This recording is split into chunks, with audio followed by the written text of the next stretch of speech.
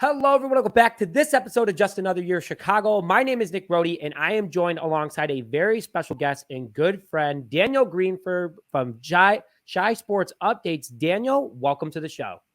Thank you so much for having me on. I'm excited to have you on, man. I know that everyone, no matter if you're a Bears fan, you're a Hawks fan, you're a Cubs, Sox, especially a Bulls fan. I know you're a big Bulls fan.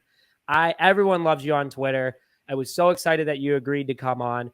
So, Daniel, question out of the gate for you before we begin talking about the Bears, and we'll probably end up talking about everybody else. What Chicago team right now do you think is closest to winning the next title?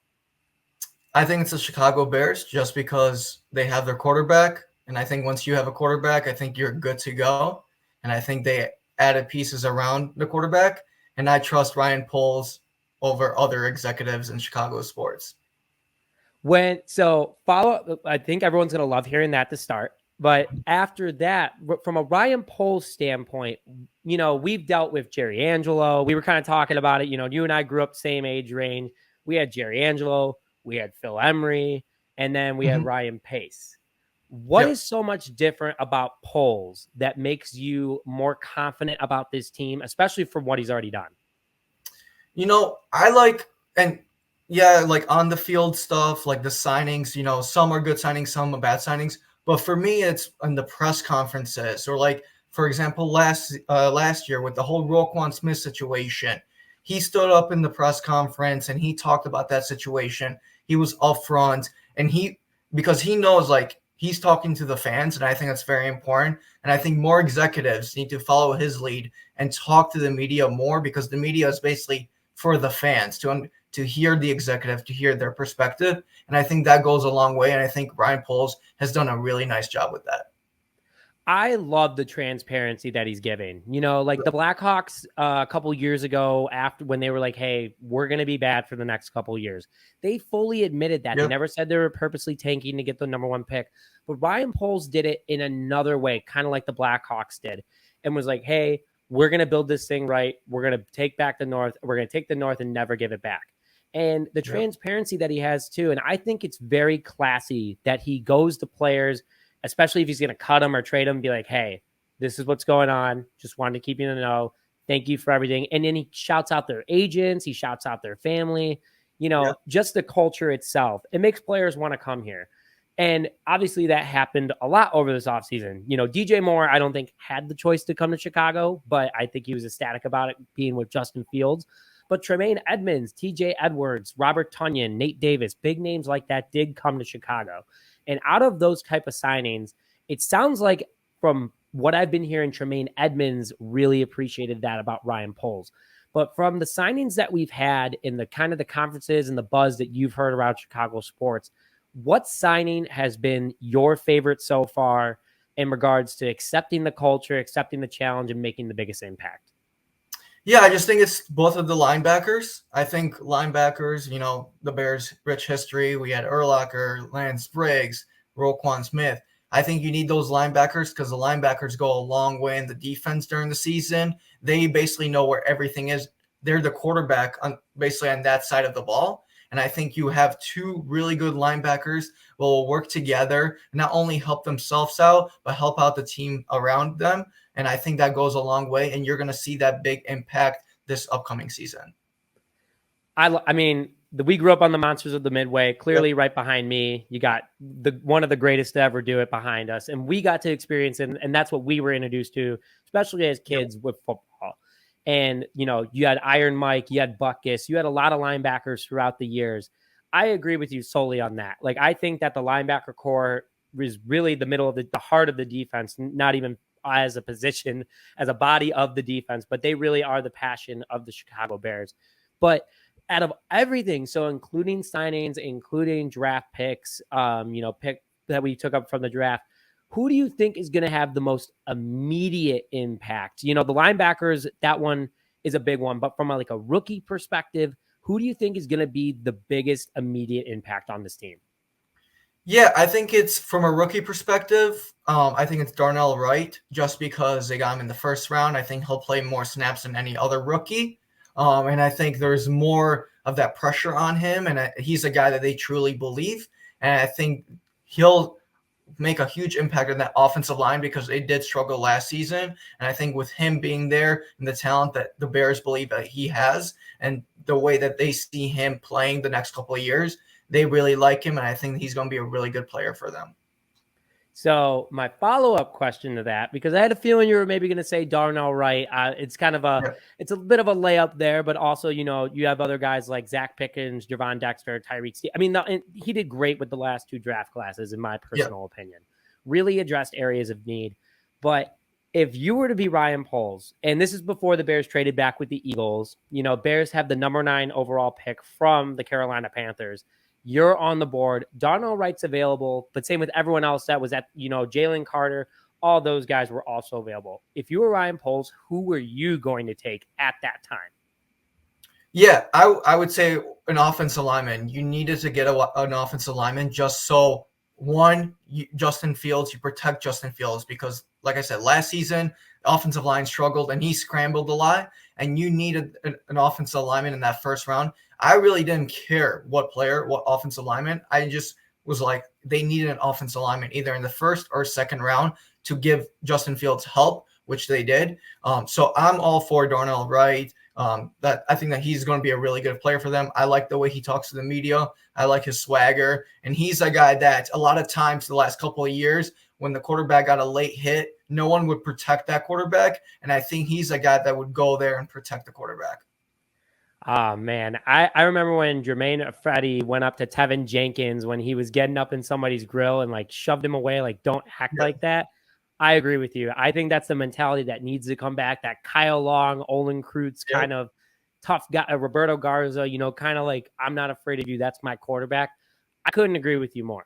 And here, and you know, out of every lineman in this draft class was absolutely stacked with linemen. If Darnell Wright was off the board, and let's retract real quick. Every single offensive lineman but Darnell Wright is still on the board. Who is your next best option for the Chicago Bears to put at their right tackle? I like that guy from Northwestern, Peter Skornowski. I think that he would have been good. There was also a lot of hype about him. But like I said, an offensive lineman was something when we went into the draft. I was like, this is a big priority because everyone knew, like I said, the offensive line struggled a lot. And you needed that offensive lineman to help out not only that offensive lineman unit, but also Justin Fields so he can feel more protective. And we can actually see the talent of Justin Fields, him having a lot of time when the ball is snapped. So I think you need an offensive lineman. And I think Ryan Poles did a really good job with that. Who do you think is going to be the best offensive lineman this upcoming season? You know, you have a lot of development in Tevin Jenkins, who did fantastic at guard.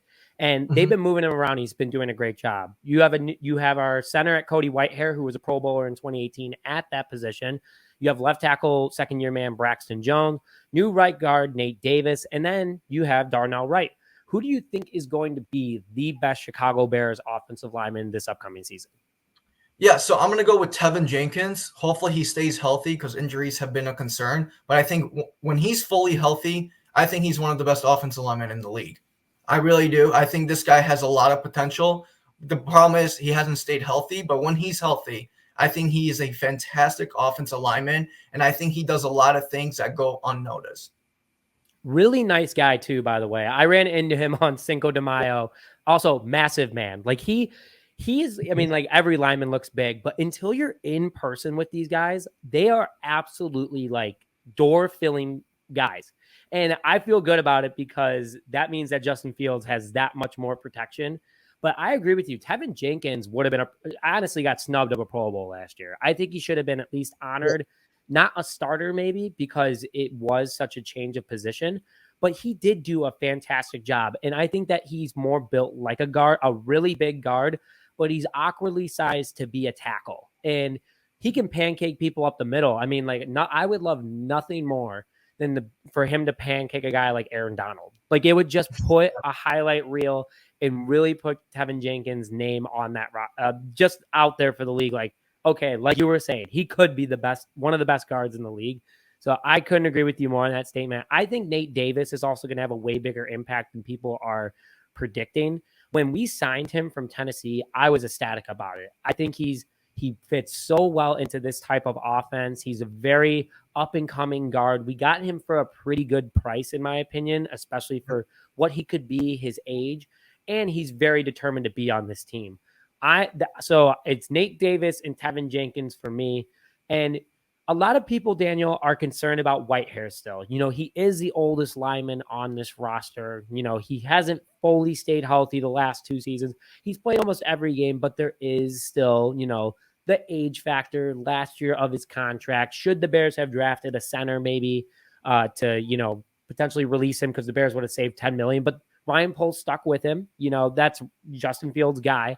How are you feeling about Cody Whitehair? Are you feeling confident? Are you still a little bit nervous? How are you looking at it entering 2023?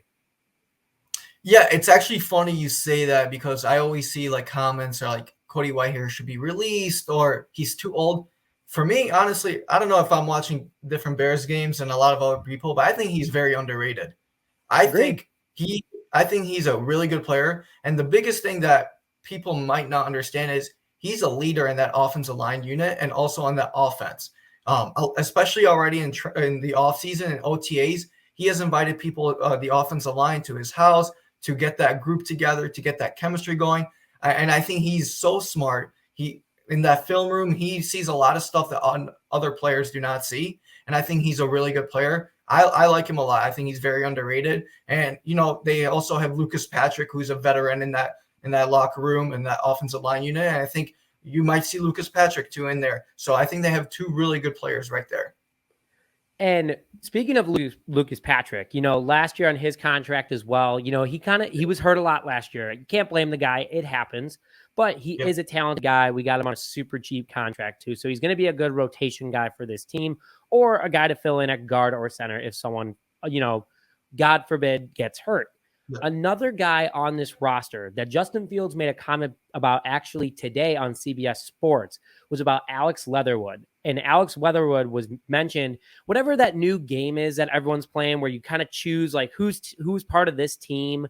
It's like 9 squares. I'm sorry, I'm not that familiar with it. I don't play stuff on my phone, but do you know what game I'm talking about, Daniel? I think so. Guess what? I think so. Okay. Yeah. My co-host Tony plays it all the time. He's like, hey, can you help me with this? And I'm like, okay, here you go. So Justin Fields did that today. And one of the questions was, this guy played for the Raiders or the Bears. And he instantly went Khalil Mack. And then he goes, but my guy, Alex Leatherwood. So it sounds like they have a good relationship. And I know like usually guys just don't say that about their teammates. They'll just like say it out loud. But he distinctly stopped and said, my guy, Alex Leatherwood.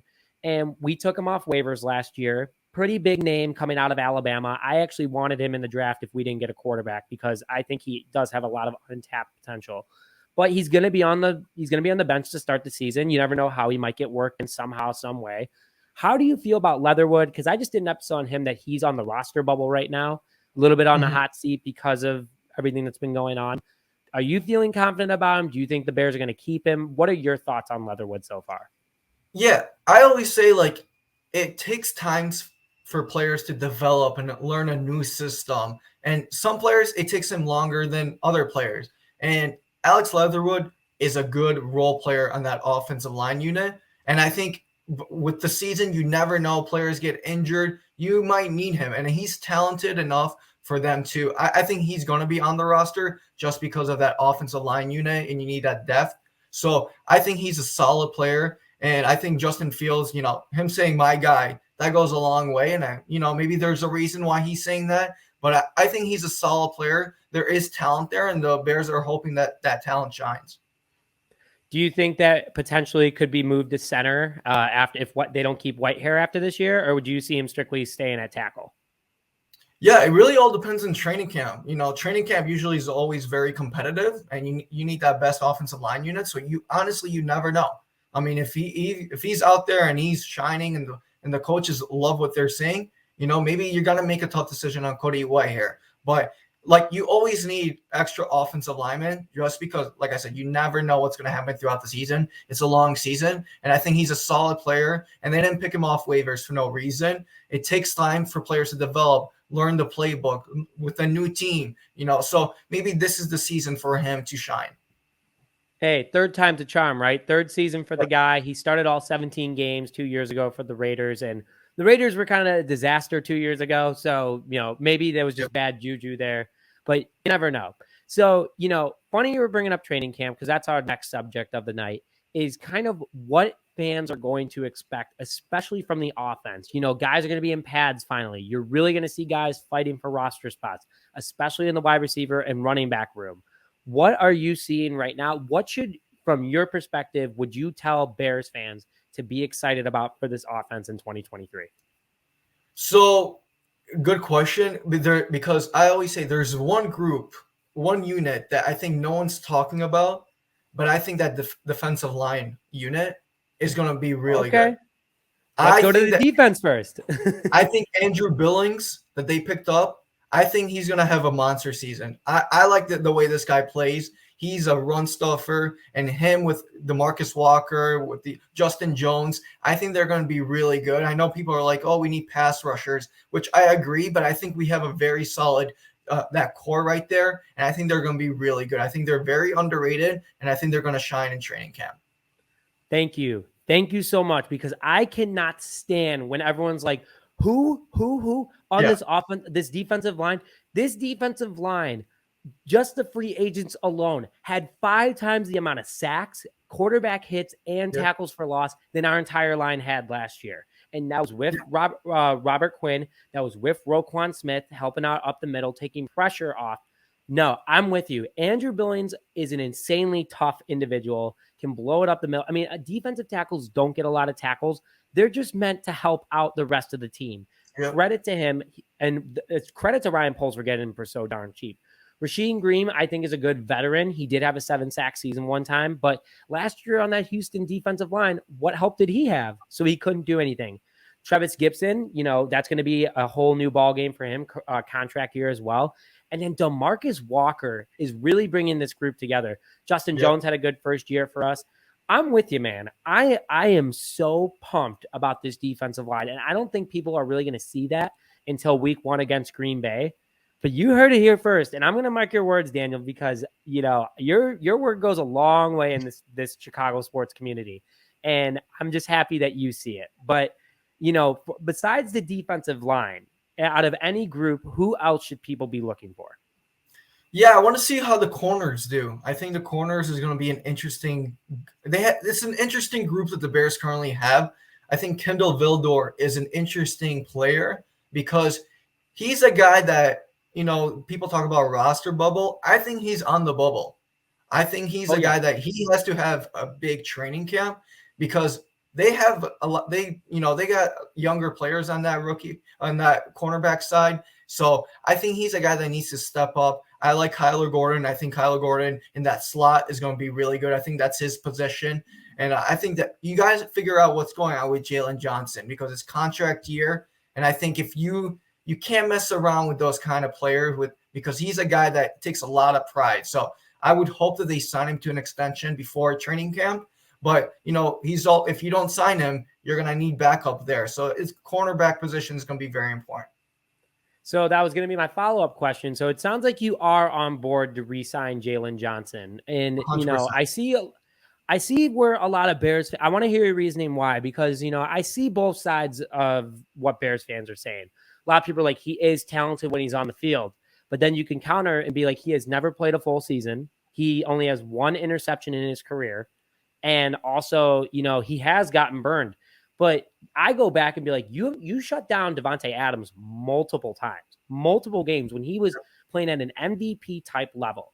So what is your reasoning for keeping Jalen Johnson over potentially re-signing a Darnell Mooney or Cole Kmet? Yeah, so I always find the interceptions very funny to me. Like, he doesn't have a lot of interceptions, but there's a reason why, because quarterbacks don't throw it to his side. That's why. That's what it is. There's been a lot of games where the quarterbacks barely threw it to him, and when they threw it to him, he would pass break up that. So I think he's a really good corner, and I think that he has had a really big offseason. And I think that he's a guy that you want to keep. He's a Bear. He's a monster, and you need monsters in that Midway, and he's that guy. So I think he's a guy that he wants to stay with the Chicago Bears, and I think you can get a good contract off him. So follow up to that is you have to only choose one for an extension. Chase Claypool, Darnell Mooney, Cole Kmet, Jalen Johnson. Who you choosing? Jalen Johnson. So you're tripling down on that. You got 11 I'm a big showing. You're fan. going for the 10 card. I like it. I'm a big fan of Jalen Johnson, and I think you need corners, because if your corners are blocking and having a good time against the wide receivers and are basically not letting them catch the ball, the defensive line will get a lot of sacks, and it will make the quarterback, like the pressure on the quarterback will go a long way. And I think Jalen Johnson is that really good corner. So to me, I would re-sign him, but I would also love to re-sign Cole Kmet and Darnell Mooney. I don't know about Chase Claypool. I think this is a prove-it year for him. He has to step up, but the other players I would re-sign, and I don't think it's going to cost you that much. I agree. I think Mooney would take a hometown discount. I think Kmet definitely will. He wants to play for his hometown team that he grew up cheering for. But let's go to Chase Claypool, because that is a touchy subject with a lot of Bears fans right now. And I did a community post on my YouTube page earlier today, before we recorded, and 91% of people voted, I am not on the bus train. And a lot of people don't seem to be worried about him from that standpoint. But I agree, it is a prove-it year, because he has declined slowly every single year since his awesome rookie season that he had. No doubt that he is a fantastic athlete. I think that he could be a huge problem for any opposing defense. But for you to re-sign Chase Claypool, what would be the minimum bottom yardage, touchdowns? What would he have to do in order for you to keep him? Yeah, for me, it's more of I want to see him playing every game, and I want to see him making an impact every game.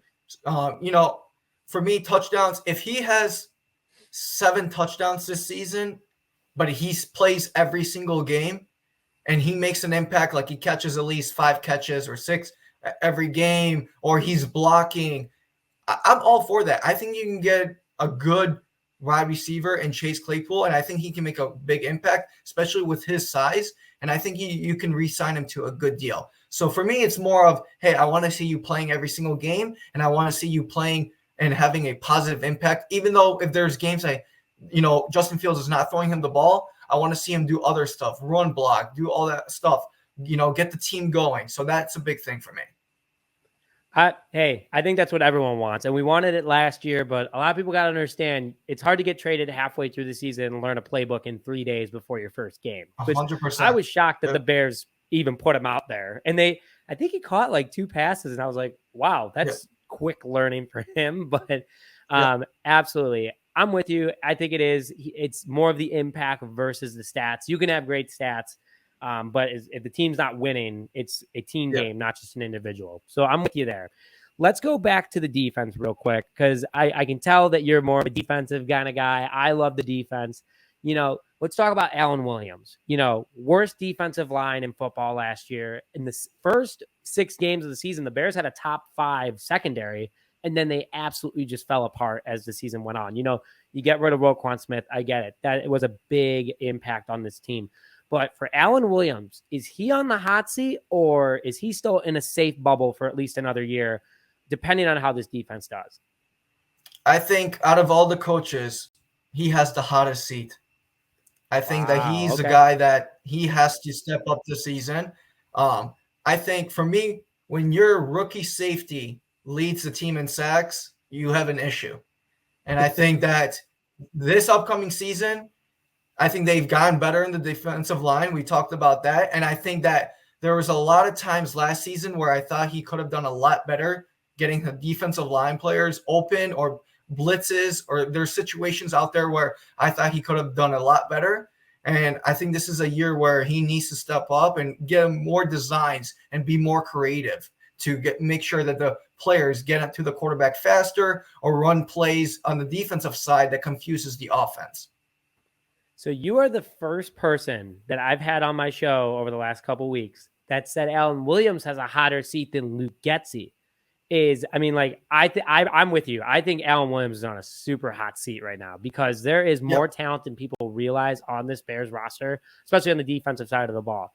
But I'm agreeing with you, Daniel. Allen Williams is definitely on a hotter seat. And, if you look at what he did when he went to Indianapolis after he was a defensive coordinator with the Vikings, he slowly built up that especially the secondary, to be number 1 or number 2 in the league for 5 years in a row or something like that.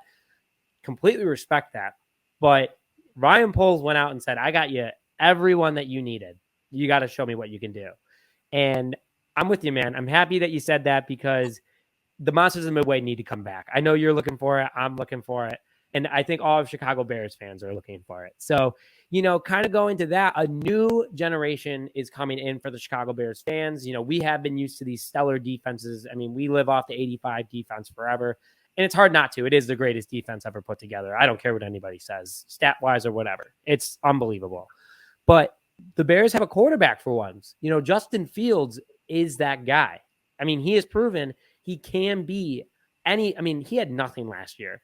It was a complete, whatever you want to call it, but the offense that was put out there was not a pretty picture, but he made it exciting. And he even went 5 weeks in a row scoring 30-plus points, which is unbelievable, and practically did it himself. And he started to get more comfortable, even with a collapsing pocket every single time. He has weapons now. He has an offensive line. He knows the playbook. He's worked on his game a little bit. Daniel, what are you thinking in year 3 for Justin Fields? What is your overall expectation? What do you think he's going to do? Everyone wants to say MVP, but what are you thinking as of right now?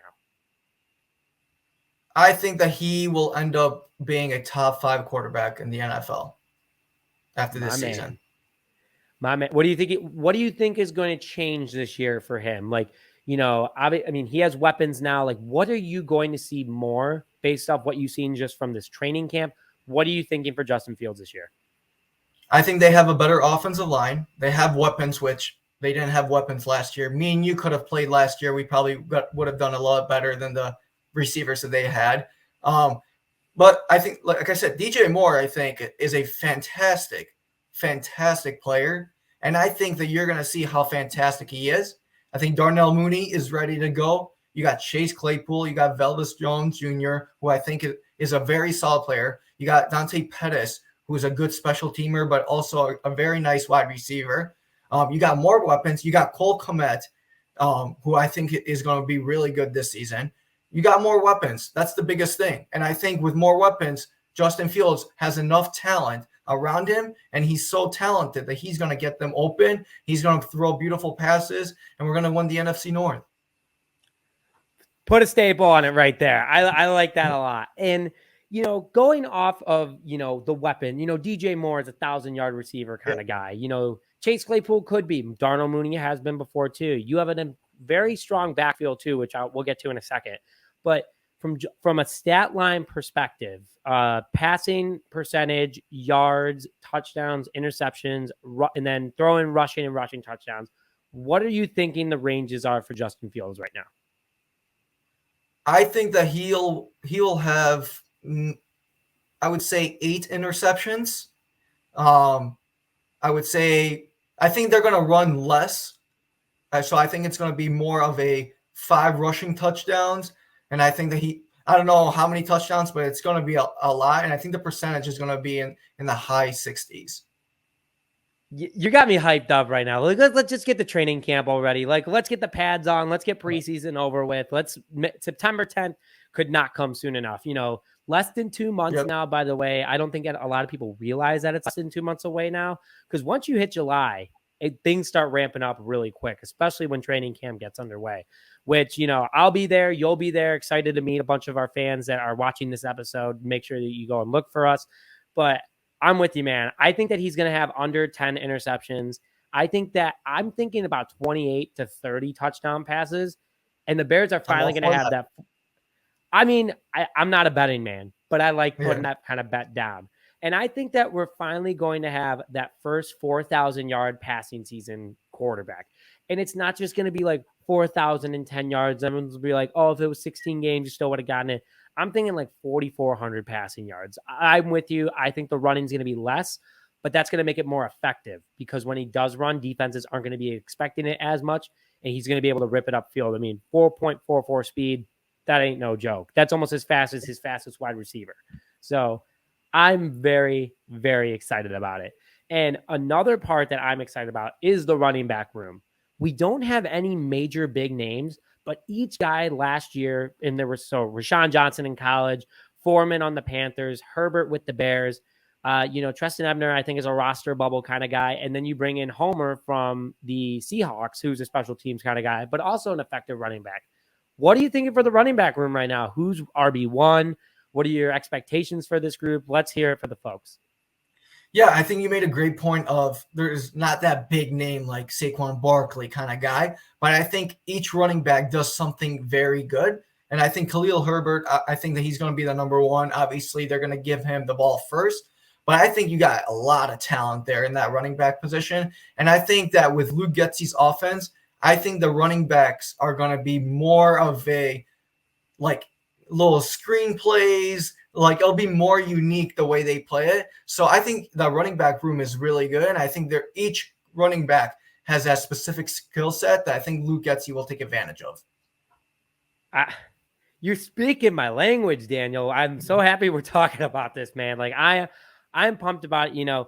Khalil Herbert's a dynamic player. He's been working on his blocking this offseason. A lot of people don't know that, but if you look around Instagram, you look around Twitter as much as, guys like you and I do, we see it. He's getting stronger. He's getting faster. He's not getting pulled back on bands like David Montgomery, taking a little shot at him there. That was just when his knee buckled. I was like, oh no, he's done. That's the season right there. But I'm happy he got up. But again, not a good look on him. But anyway, Khalil Herbert, I think is going to be a much better running back this year. Then you have Foreman, who I picked up in fantasy last year. Dude got me a couple 30-point games. Like he does have that ability to be that guy. And then Rashawn Johnson would have been a top 5 running back in college if he wasn't behind Bijan Robinson. I think that this room is very, very dangerous. But one comment that Matt Eberflus made a couple weeks ago was that what drives me crazy is when running backs don't block. So you're going with running back 1 at Herbert to start the season, it sounds like.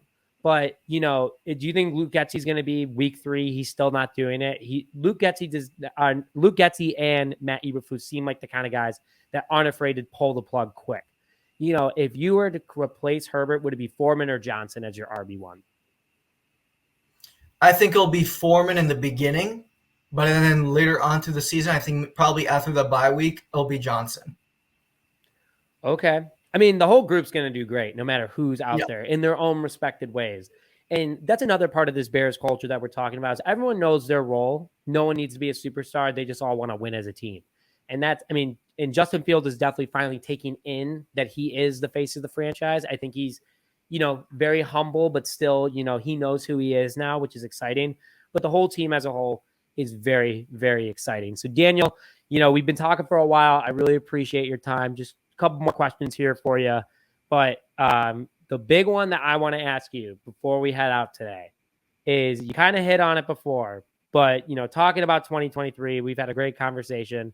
You already said that we're taking back the North. What is the Chicago Bears record that you think they're going to have during the 2023-2024 NFL season?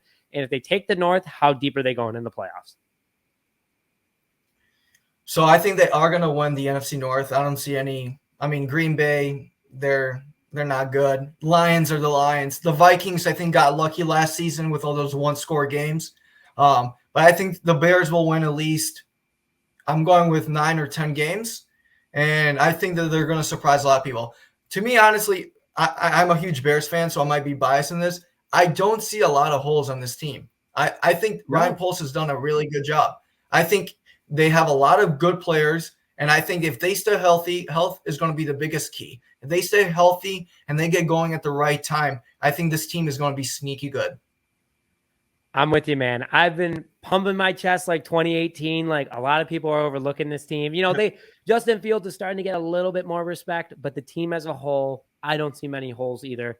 And the difference between this year and 2018 is we actually have a kicker, which that's big. I am so pumped about Cairo Santos, very confident about it. So super pumped about that. But Daniel, last question to end the night for the folks. And this one, nothing to do with Bears football, but are you a Illuminati's or a Giordano's guy? Illuminati's. All the way. My man. What's your specific order?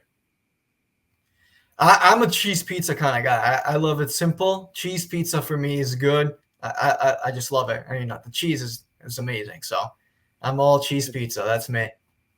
Even though it's Wisconsin cheese, it's still pretty darn good. But, you get what you get. But, Daniel, that's the only time I'll do Wisconsin. Anything Wisconsin related. Not even the Dells? I get scared stepping foot in those cheese towns over there.